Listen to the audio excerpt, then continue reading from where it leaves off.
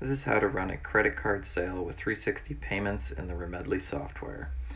So from the invoice section, choose record payment. Then you will choose the payment method, whichever credit card the customer is using, in this case Visa, and then go down to start terminal.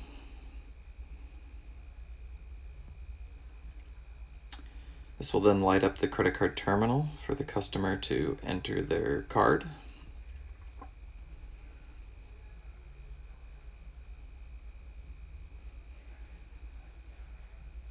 Once the transaction is complete, the terminal will beep to let you know that it's ready to remove the card. And then that will update in the Remedly software. And as you can see, this shows that the top invoice has 6 cents out of 6 cents paid. Then you can create an invoice for the customer and print that for their copy. And this is how to run a sale with Remedly and 360 payments.